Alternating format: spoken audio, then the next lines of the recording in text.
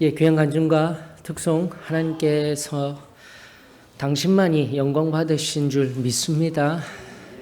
곰곰이 우리 지금의 아이들 보니까 40여 년 전이나 지금이나 변한 것은 없습니다. 특별히 우리 사도의 신앙교회는 어린아이로부터 노인에 이르기까지 함께 예배를 드리는 것이 교회의 원래 전통이었습니다. 종종 말씀드린 바와 같이 현대교회가 다 세대별로 나이별로 나뉘어진 예배 속에서 함께 예배를 드리려고 하는데도 잘 안 되고 있어요. 근데 우리 교회는 지금 되고 있어요. 때로는 아이들로 인하여서 예배가 방해되는 것 같아 여겨지십니까? 아무것도 아니에요. 저 어렸을 때는요, 저 끝에서부터 어른들 그 발 사이를 피해 다니며 전적놀이 하듯이 예배 시간에 여기까지 포복으로 내려와서 목사님 메롱하고 가는데 그런 전력도 있는 사람이 지금 여기 서 있는 거예요. 저는 기억이 없어요. 근데 그랬다 하시더라고요, 어르신들이. 그러면서 냅다 딱 낚아쳐져서 뒤에를 갔는데 어린 날에 제 기억 속에 꾸중 듣고 교회 오면 무서운 곳이 아니었어요. 그만큼 사랑받고 그만큼 하나님 은혜가 흘러가던 곳이었다라는 것입니다. 그때는 사랑으로 충만하였더랬습니다. 그때는 포근한 성령 하나님의 충만한 은혜가 있었습니다. 그 놀라운 은혜가 또 우리 소원교회를 통하여서 회복되어지면 나아가기를 주의 이름으로 축원합니다. 자, 오늘 우리 사무엘상 24장 계속된 강의를 하게 될 것입니다. 사무엘상 24장 4절로부터 7절까지 우리 살펴보면서 또 중요한 두 가지 교훈들을 끄집어 올리고 실제적으로 기도의 방법을 우리 하나 배우고 또 세상에 나아가 승리하는 저와 여러분들이 되었으면 좋겠습니다. 사무엘상 24장 4절로부터 7절입니다. 앞선 1절에서 3절까지는 지난번 강의하였고요. 통으로 한번 보시면 좋으실 것 같으십니다. 4절로부터 7절 넉절의 말씀입니다. 다 같이 한번 읽어보십시다. 시작. 다윗의 사람들이 이르되 보소서 여호와께서 당신에게 이르시기를 내가 원수를 내 손에 넘기리니 내 생각에 좋은 대로 그에게 행하라 하시더니 이것이 그 날이니이다 하니 다윗이 일어나서 사울의 겉옷 자락을 가만히 베니라. 그리한 후에 사울의 옷자락 뱀으로 말미암아 다윗의 마음이 찔려 자기 사람들에게 이르되 내가 손을 들어 여호와의 기름 부음을 받은 내 주를 치는 것은 여호와께서 금하시는 것이니 그는 여호와의 기름 부음을 받은 자가 됨이니라 하고 다윗이 이 말로 자기 사람들을 금하여 사울을 해하지 못하게 하니라. 아멘. 여러분들 혹시 장례 문화 중에 고려장이라는 장례 예적 문화를 들어보신 적이 있으신지 모르겠습니다. 이 고려장이 고려시대에 있었던 장례 예식이었다. 혹시라도 이 고려장을 잘 모르시는 분이 계시다라면은 나이 많으신 내 아버지 어머니를 어느 적정한 나이가 되어지게 되면은 버려야 되는 거예요. 힘없고 연약하여져서 사회적으로 아무 쓸모가 없다고 여기고 버리는 그런 장례 문화. 근데 여러분들 이것이 지금 예전에 있었어? 역사적인 사실일까? 아니다라는 겁니다. 쉽게 말하면 설화가 특별히 한국에만 있는 이야기가 아니라 그러다 보니까 고려시대에 있었어. 70대, 90대 버렸었어. 그런 역사의 사실이 아닌 것들이 왜곡되어져서 우리에게 실제로 있었던 것과 같이 여겨지고 있는데 이 고려장이라는 설화에 의한 교훈은 다른 것 아닙니다. 아무리 힘이 없고 연약하여도 우리 어른들은 존중을 받아야 한다라는 효사상의 교훈을 드러내고자 하는 이야기, 설화의 한 장례 풍습으로 나왔던 것이죠. 그러므로 그 동아시아 전역, 중국, 몽골, 한국, 일본 다 오래된 이야기 속에 이 고려장과 비슷한 이야기들이 녹아져 있는 것이 사실입니다. 자, 왜 제가 이렇게 시작하냐면 여러분들 4절에 보게 되면은요, 정의롭고 공의로워야 할 이스라엘의 왕에게 이미 기름 부음을 받아 알만한 사람들은 다 알고 있는 다윗에게 4절에 다윗의 사람들이 바로 끔찍한 일을 주문하는 것입니다. 성경 볼까요? 여호와께서 당신에게 이르시기를 내가 원수를 내 손에 넘기리니 내 생각에 좋은 대로 그에게 행하라 라고 이야기하고 있어요. 그런데 이것이 다윗의 사람들이 그냥 이야기하는 것이 아니라 4절에 다윗의 사람들이 행하라 하시더니 라는 용어를 사용하고 있다는 것입니다. 자, 지금까지 설화 이야기 많이 했죠. 바로 지금의 다윗의 사람들이 어떠한 문화적인 행태, 지금 다윗의 이 본문 속에 있는 시대 그 앞전부터 우리가 고려장이라고 알고 있었던 그 설화이든지 어떠한 일이 있었기에, 무슨 일이 있었기에 지금도 당연하게 원수를 내 손에 내 생각대로 좋은 대로 그에게 행하라 라고 하시더라 라고 인용의 글들로 이 본문이 기록되어져 있다는 것을 눈여겨보셔야 합니다. 자, 이것이 어디에서부터 시작되었냐면 여러분들 한 번은 보셨을 거예요. 사사기가 시작하는 그 시점에서요. 히브리어가 동일합니다. 다시 한 번 더 말씀드릴게요. 4절, 사무엘상 24장 4절, 내 생각에 좋은 대로 그에게 행하라 라는 이 히브리 문장이 사사기 17장 6절과 동일합니다. 여러분들, 사사기 17장 6절에 이러한 말씀이 있습니다. 그때에 이스라엘의 왕이 없으므로 사람마다 자기 소견에 옳은 대로 행하였더라 라고 이야기를 하고 있다는 것이죠.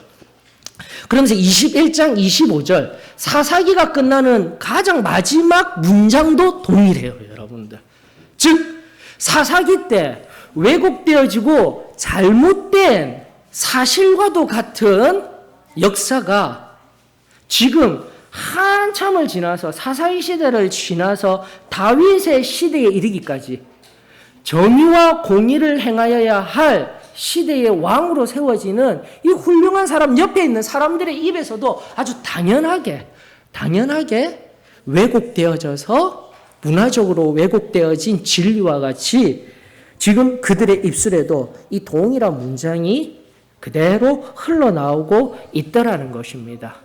바로 그리하여서 이제 무슨 일이 일어납니까? 다윗과 그들이 사울에게 다가가 결국은 목숨을 취하려고 다가갈 때에 앞서 3절 강의해드렸습니다. 다행히 개역 개정역은 뒤를 보로라고 되어져 있지만은 앞선 개역 한글역에서는 발을 가리웠다라고 되어져 있습니다. 발을 가리고 용변을 보는 그 장소에서 그 치렁치렁하였던 옷자락이 뒤로 확 나와 있었던 거예요.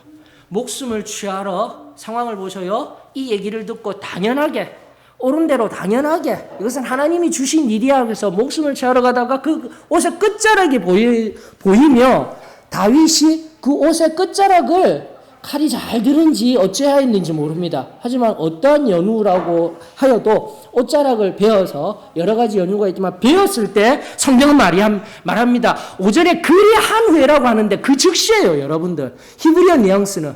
그래서 4절과 5절을 정말 유심하게 보셔야 돼요. 바로 그 즉시 사울의 옷자락을 뱀으로 말미암아 다윗의 마음이 찔렸다라는 겁니다. 사랑하는 성도 여러분, 이제 우리들에게 적용해야 됩니다. 오늘날 허상과 같이 진리가 아닌 것 같은 하나님의 말씀이었던 것과 같이 여겨지는 우리 안에 신앙의 삶의 모습들이 어쩌면 오늘 이 본문 속에서 발견될 수 있기를 주의 이름으로 축원합니다. 하나님의 말씀 앞에서요, 나 자신을 점검해야 되는 거예요. 지금까지 다시 한 번 더 이제 마지막을 향하여서 나아가겠지만 사울이라는 그 존재는 지금 현재 하나님께서 친히 기름 부어 주셔서 이 이스라엘 백성들, 나아가 오래전 하나님께서 친히 선택하시고 온 열방 가운데 제사장 나라로 삼으신 그 나라의 왕이라는 사실을 잊어버리게 만들었던 거예요. 이 사절이. 그리고 그 사절의 배경에 무엇이 있었더라고요? 사사기에 잘못되어진 문화와 잘못 이해되어진 하나님의 말씀으로 인하여 오늘 하나님의 기름 부으신 사울의 1차적인 정체성, 지금의 바로 그 제사장 나라의 한 왕을 목숨을 취하려고 하였을 때 바로 그때 사울의 마음에 성령 하나님이 찾아오셔서 그 양심을 찔러 주셨던 거예요. 사랑하는 성도 여러분, 오늘날에도 우리가 이 본문 말씀을 통하여서 내 안에 습관적으로, 관습적으로 하나님의 말씀과는 상관없이 내 속에 아무렇게나 사용되어지고 있는 잘못된, 왜곡된 기독교 문화와 잘못된 내 안에 말씀의 적용이 있다라면 오늘 성령 하나님께서 내 마음을 찌르며 우리 주 예수 그리스도의 그 피 보혈의 손길이 내 양심을 만지며 하나님 앞에 회개하며 돌이켜 하나님이 기뻐하시며 하나님이 원하시는 승리의 삶의 자리로 인도함 받기를 주의 이름으로 축원합니다. 여러분들 왜 그렇게 사사기에 17장 6절과 21장 25절 그리고 지금 사무엘상 24장 다윗의 가장 측근에 있는 그 사람들의 입에서도 동일하게 오랜 구전을 통하여서 이렇게밖에 이야기할 수 없는 아픈 하나님의 마음과는 전혀 다른 말과 행함들이 흘러나오는 이유가 무엇입니까? 이미 한 번씩은 사사기를 강의하면서 다 알려드렸어요. 사사기 2장 10절로부터 13절에 보게 되면 바로 이런 참담한 일이 있었기 때문인 것입니다. 특별히 7절도 먼저 보게 되면 백성이 여호수아가 사는 날 동안과 여호수아 뒤에 생자는 장로들이 곧 여호와께서 이스라엘을 위하여 행하신 그 모든 큰 일을 본 자들이 사는 날 동안에는 여호와를 섬겼더라. 즉 여호수아와 함께 들어왔던 여호수아와 함께 가나안 땅을 쟁취하였던 오래된 장로들, 오늘날 우리들에게 적용하게 되면 구원받고 성결함 받고 성령 침례받고 그 순전한 믿음으로 승리 생활을 하여야 한다라는 그 교리를 붙들고 살아갔던 사람들이 이제는 다 사라지고 앞서 모범을 보여주셨던 선교사님, 앞서 모범을 보여주셨던 신앙의 세대들이 다 사라져갈 때 2장 10절이 등장하게 되는 거예요. 사사기 2장 10절 뭐라고 이야기하고 있습니까? 그 세대의 사람도 다 그 조상들에게로 돌아갔고 그 후에 일어난 다른 세대는 여호와를 알지 못하며 여호와께서 이스라엘을 위하여 행하신 일도 알지 못하였더라. 사랑하는 성도 여러분, 오늘 여기에 또 말씀 앞에 나 자신을 겸허히 내어드리는 은혜가 있기를 주의 이름으로 축원합니다. 다시금 내가 받았던 은혜 그리고 말씀을 통하여서 내가 누렸던 그 놀라운 승리의 신앙이 오늘 우리 앞선 세대에게 지금도 그 신앙을 아는 세대가 하나님 앞에 고백해야 되는 거예요. 하나님, 내 때로 그 진리가 끝나지 아니하도록 다음 세대들에게 내 입술을 통하여 내 삶을 통하여 증거되게 하여 주시옵소서. 가장 가까운 내 자녀들에게 내 일거수일투족 말 한마디 삶의 걸음걸음이 이 아이들의 선명한 눈앞에 비추어진 하나님 앞에 선 나의 신앙의 모습입니다. 주님, 나를 꼭 붙들어 주시옵소서. 앞선 1절로부터 3절 강의 이미 지난주에 해드린 바와 같이 삶의 어떠한 단순함 속에서도 하나님이 늘 함께 있다는 것을 우리는 잊지 말아야 되는 거예요. 그리고 나아가 내가 그 전날 너무나도 귀하게 누렸던 그 놀라운 은혜가 우리들 가운데 다시금 새로워지며 다음 세대, 다음 자녀들에게 이 복된 승리의 신앙이 온전히 저와 여러분들을 통하여 증거되어지기를 주의 이름으로 축원합니다. 그러면서 6, 7절을 통해서 다윗이 다짐을 받는 거예요. 이는 바로 여호와의 기름 부음 받은 자니 자기 사람들에게 다시금 사울을 해하지 못하게 하니라. 여기에서 두 번째 아주 중요한 교훈이 등장합니다. 첫 번째 교훈은 내가 받은 이 신앙을 우리는 삶을 통하여서 증거하는 자였습니다. 그것이 사도의 신앙교회 성도의 참된 교훈과 삶의 모습이었습니다. 그리고 두 번째 교훈이 무엇이었습니까? 성경이 말하는 기독교의 가장 기본 진리예요. 사랑하는 성도 여러분, 지금 내 옆에 있는 형제 자매는 바로 하나님의 형상을 덧입은 하나님의 자녀입니다. 이것을 우리가 잊지 아니하였으면 좋겠습니다. 나아가 지금 우리 아이들, 나아가 세상에 아직도 예수 그리스도를 알지 못하는 그들 또한 성경에 의하면 하나님의 형상으로 지어진 한 사람 한 사람이지만 아직도 그 안에 예수 그리스도를 알지 못함으로 온전한 생명으로 회복되어지지 못한 상태일 뿐이에요. 우리의 삶을 통하여, 우리의 하나님의 말씀의 증거를 통하여, 예수 그리스도의 십자가의 그 희생적인 삶을 통하여 하나님의 형상을 닮은 그 사람이 진정한 예수 그리스도 생명의 빛을, 그 생명을 경험하게 될 때 그들은 또다시 하나님의 자녀가 되며 하나님의 아들, 딸이 될 줄로 저는 믿습니다. 이것이 우리가 기독교 안에 세상을 향한, 인간을 향한 가장 소중한 생명을 향한 첫 번째 제1의 전제가 되어져야 할 줄 믿습니다. 그리할 때에 오늘날 교회 안에 형제 자매와의 갈등 없게 될 줄 믿습니다. 다시금 기억하십시오.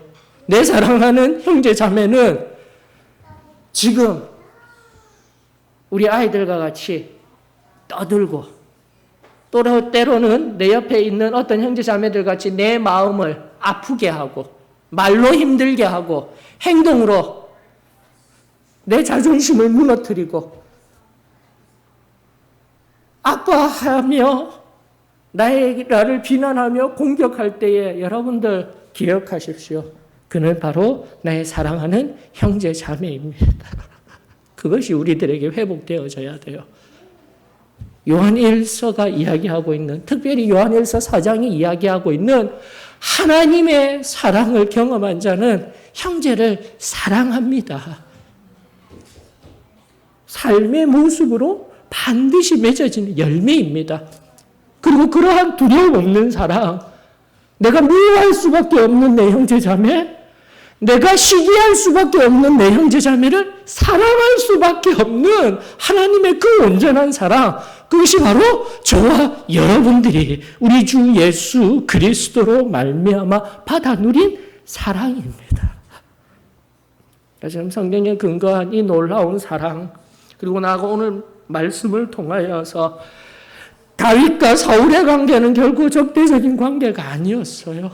다시 한 번 더 하나님께서 친히 세우신 제사장 나라의 일원으로서 다윗은 하나님이 선택한 사람, 사울은 선택하지 못한 사람이 아니라 그 전날 사울을 사랑하시며 선택하였으나 그의 삶에 끊임없이 하나님의 말씀에서 멀어지게 한 이유는 삶 가운데 그가 놓아야 할, 붙들지 말아야 할 세상적인 유혹들, 권력, 명예, 사람 앞에서의 인정받음, 백성들의 칭찬받음, 이 모든 모든 것들이 그를 유혹하며 그를 열악한 자리로 내몰렸을 때에 이 문문 속에서 다른 누구도 아니, 우리 하나님은 아직도 이 사울을 사랑하시며 다윗의 마음을 찔러 그는 내가 그를 부어 세운 내 사람이야. 너희들은 다 미워하며 너희들은 죽여야 할 대상일지 몰라도 그는 나의 사랑하는 아들이란다. 그는 지금도 회복될 수 있는, 지금도 돌아설 수 있는 내가 사랑하는 한 생명이야. 사랑하는 성도 여러분, 그 하나님의 마음이 저와 여러분들에게 보이어지기를 주의 이름으로 축원합니다. 다시 한 번 더 그 마음이 오늘날 우리 가운데 온전히 회복되어질 때에 저는 믿습니다.